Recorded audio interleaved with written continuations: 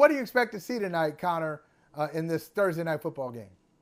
You would actually think a lot of points, which is kind of risky to say on Thursday night. But you look at the Bears, their secondary didn't start off the year very well, and now they're just injured. So across the board, there's at best a lot of question marks there. And here's the thing with Washington. They're a team that you have Terry McLaurin, you have Jahan Dotson, you got a lot of different pass catching talent, including Brian Robinson in the backfield as your running back. That's a workhorse back as well. Washington's gonna be able to throw on the Bears, which I bring all that up to say Justin Fields, they got to just cut it loose tonight. They got to let Justin Fields play free. He's got to get the run game going as well. But it can't be one of those games where Fields, and it hasn't been that way for the most part this year, where they're having him only drop back 15 to 22 times. He's been somebody that's been asked to drop back 30 times and challenge teams through the air. So a weird Thursday night game where you actually feel like there could be a lot of points scored. And while it's a game that I think Washington ultimately controls and wins, I don't think the Bears get blown out tonight. I think Fields does enough where Chicago hangs around and covers a pretty heavy line that's been right around a touchdown.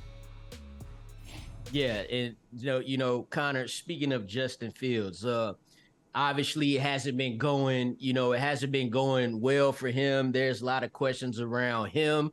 There's a lot of questions around the offense, the coach, this, that, and the third. But Justin Fields, their team, their depth, what have you. You got Justin Fields, you got Dak Prescott, and you got Deshaun Watson.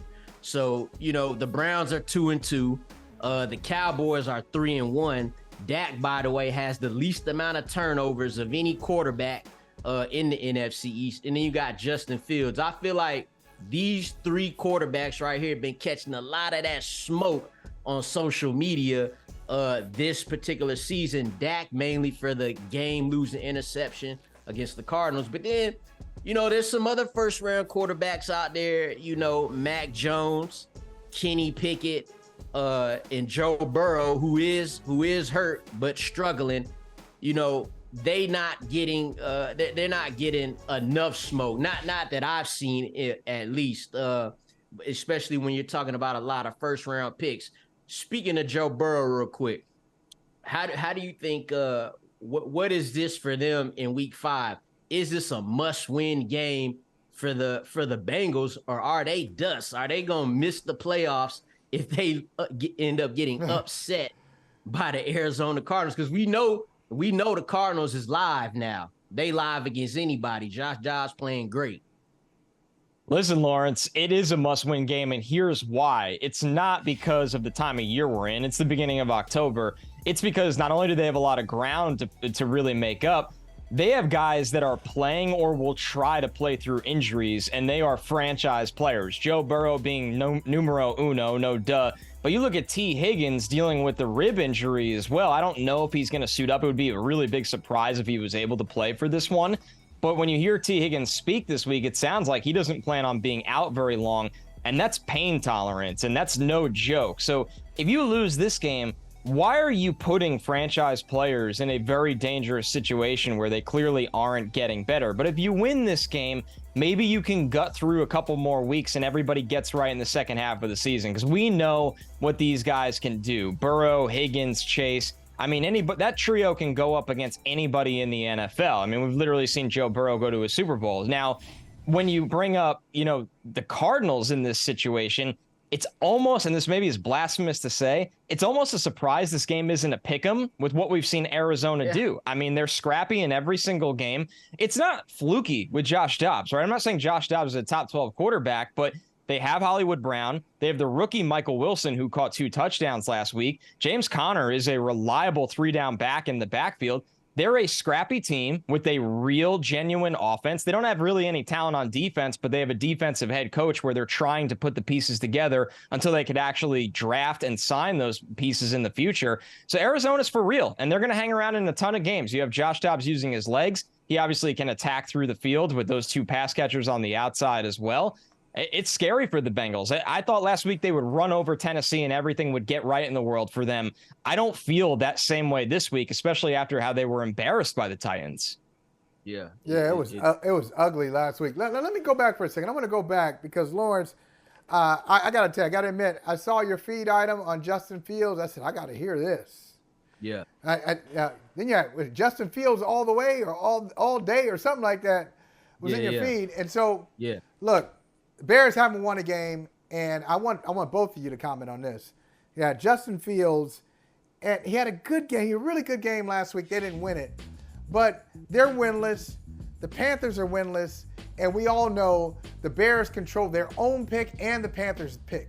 So we might be looking at 1-2. I know it's early to be talking like this, but it could be the first 2 picks in the draft. We know Caleb Williams is going to be there. Connor, you first. Then let's hear why Lawrence wouldn't do this. But I'm going to ask you: Would you reset the clock? I mean, if you have the first or second or third pick and you got a chance to get Caleb Williams, they passed away. They traded down in 23 when they had an opportunity to get a quarterback. They passed. Would you pass again and give up on Justin Fields? There's no way I could pass again. And here's the perspective for me with Ryan Poles. As much promise as Justin Fields has, and I really liked him in that draft, and I don't think Chicago's done by any means an admirable job of developing him or setting him up, and he's had his own struggles as well. You get one shot as a GM. If you're lucky, rarely ever get 2. You really get one shot to draft your quarterback. Ryan Poles didn't draft Justin Fields, but he has stuck by Justin Fields so far. If he goes down that road again and Justin Fields does not come close to his ceiling, while Caleb Williams, Drake May, maybe even Michael Penix, who I really like, this is a deep, deep quarterback class. While those guys are having success, you're fired. I mean, that's the honest world we live in. You're fired and you're never a GM again ever in your working life unless some things really go right for you. We don't see a ton of guys get that second chance. So I think ultimately Fields is essentially playing for his career in Chicago, where if they continue to lose every single week, that is guaranteeing the Bears are going to take a quarterback in the draft, and Fields will get a second chance somewhere because talented quarterbacks do. And ultimately he could be the next. We've seen it with Ryan Tannehill. We've seen it with a lot of guys in this league. They go somewhere else after where they were drafted in the first round, and it all works out for them. So maybe in the end, it works out for both sides. Yeah. So, definitely a lot of good points made there, Connor. Holley, when I say Justin Fields, no matter what, I'm specifically talking about tonight's game. I don't know how that's gonna shake out down the line. I'm just riding the Justin Fields. Okay. Yeah, I'm riding the 335 passing yards, 4 touchdowns momentum against the, a winnable. It's hard to say a winnable game for a team that ain't won no game, but it's a winnable game here against the Commanders. But long term, for right now, it's starting to look like Justin Fields would be best suited maximizing his talents elsewhere, especially if they cannot continue to win. And to be honest, we might not even have to wait until the draft for him to get that next opportunity somewhere else. So it might not even be a question by the time we get to that draft. I will say this: if Caleb Williams were to, come into this current Bears structure, it would be tough for him too. It is a great point. But to Connor's point, this regime did not draft Justin Fields. They believed in the talent and the fact that he was already there. Like, let's get him some weapons. Let's put something around him. They haven't come close to doing any of that yet. They got DJ Moore, but they are a long ways away. They need an offensive line. They desperately need pass rushers. Their defensive backfield is okay if healthy, but they're a long way away. And I don't know if, Caleb Williams on steroids could save the current Bear structure. But again, we may not even have to wait that long if the Bears keep on taking these L's. Connor, I want to talk to you about the drama that I'm paying attention to. They should put it on Bravo late at night. It's Broncos, Jets. We got Zach Wilson. Can Zach Wilson bounce back? That's an undercard. Can Zach Wilson bounce back after having some success last week against Kansas City? But the main event, the O coordinator, Nathaniel Hackett, versus the head coach, Sean Payton, who said of Hackett, hey, it's possibly the worst coaching job in NFL history. until you watch what I do with the Broncos, because I'm going to do worse than he did. My team's going to give up 70 points. So they went back and forth. What do you expect to see from this game, and who you got? If you had to pick a team, who you got? I was surprised this launched at 43 points as the total. I think it goes over that because, honestly, I think both offensive staffs empty the bag. And it's really, really funny to say that about Jets versus Broncos, considering where each team is right now, trying to get their season on track. But that's the reality of this one. And I think you bring up a great point, Holley, that Zach Wilson started to get it together against a really good Kansas City defense. Can he double up on that at Denver against a really bad Broncos defense? But I think the main story of this one is the Jets have been kind of talking this week that the pitch count is over for Breece Hall. It's time to unleash Breece Hall. And I think we're going to see the real Breece Hall against Denver, which is the place that he actually tore his knee up last year. He had the mammoth run against them, and then in a later series, he tears up his knee. So a big return for Breece Hall. And I think that's the reason the Jets win. They're 2-point underdogs in this game. Denver's a weird place to play. You get a little chicken kind of feeling when you go on the road, West Coast feeling. But the Jets, they have a way, way better defense, and they should honestly win this game just based on talent alone. But listen, if Zach Wilson reverts back to what he showed against the Patriots, that's why that line is in favor of Denver. But ultimately, I think the Jets win a relatively close, high-scoring game.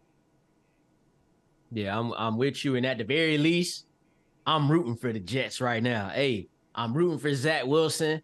I like it's the same. It's kind of the same thing I felt about Fields. I'm riding that momentum that they had, albeit, Zach Wilson was able to do it against a much better team. Also, they're going up against the Broncos. And like you said, Breece Hall being back to full form, that's going to help this offense and especially Zach Wilson a lot. That's what if a quarterback's struggling, if a quarterback's doing good, whatever, you need that run game to hold you down. And Breece Hall is definitely going to do that. Yeah, this game is fascinating. I can't wait to see it. And Connor, look, it's something we'll be talking to you about in future appearances, because I feel like the loser of this game, especially the coaching staff, the losing coaching staff is really going to be feeling uncomfortable. Now, Sean Payton won't be feeling uncomfortable from a financial standpoint because they've really committed a lot to him. But reputation, like he's got an ego, and it's tangible, his ego. And that's why he got in trouble in the first place, talking like that to Jarrett Bell on the record about another coach. And Robert Saleh, hey, if they can't beat the Jets, if they can't beat the Broncos, you're 1-4. You may be losing credibility and losing your job. But Connor, always good to see you, man. When we talk again, we will go back and see who actually won this game and what the results are, what the consequences are for the losing coaching staff. Thanks so much for having me, guys. Always a blast. Great to see Lawrence in the main chair over there. And Holley, it's always a pleasure, man. Felt like I saw you yesterday. Maybe you did. Hey, thank you for watching Brother from Another. If you haven't hit that subscribe button, go ahead and do that now. Don't forget, you can catch us 3 to 4 weekdays on PeacockTV.com and on Sirius XM Channel 85.